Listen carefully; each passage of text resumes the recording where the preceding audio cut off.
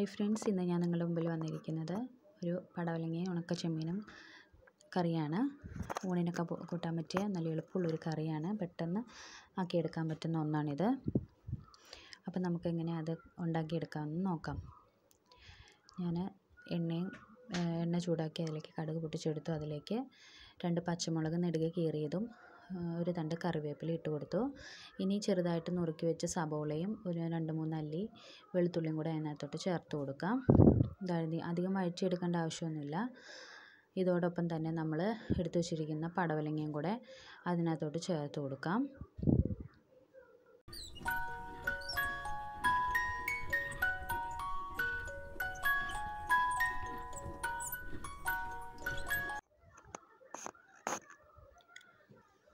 പടവലങ്ങയോട് ചേർത്ത് കൊടുത്തതിന് ശേഷം ഒരു 2 ചെറിയ കഷ്ണം കുടംപുളി എടുത്ത് വെച്ചിട്ടുണ്ട്. അതും കൂടെ അതിനകത്തോട്ട് ചേർത്ത് കൊടുക്കാം.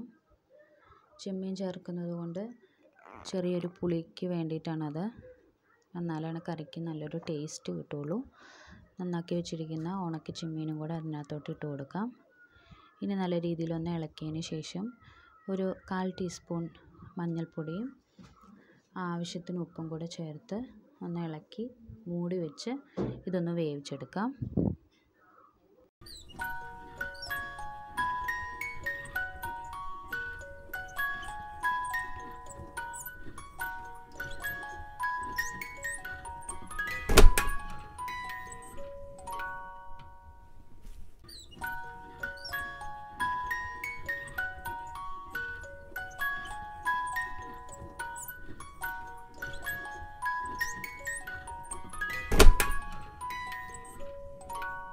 അപ്പം പടവലങ്ങ നന്നായിട്ട് വെന്ത് കിട്ടിയിട്ടുണ്ട്.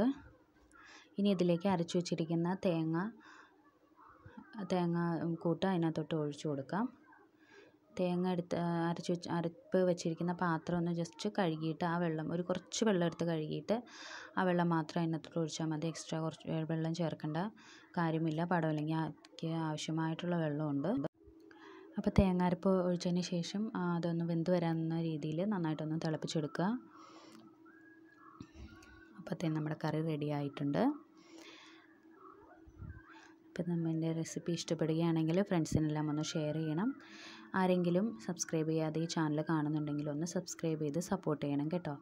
ലൈക്ക് ചെയ്യാനും ഷെയർ ചെയ്യാനും മറക്കരുത്. നിങ്ങളുടെ അഭിപ്രായങ്ങൾ കമൻറ്റ് ബോക്സിൽ ഇടുകയും വേണം. അപ്പോൾ നിങ്ങൾക്ക് എല്ലാവർക്കും ഇത് ഇഷ്ടപ്പെട്ടെന്ന് വിശ്വസിക്കുന്നു.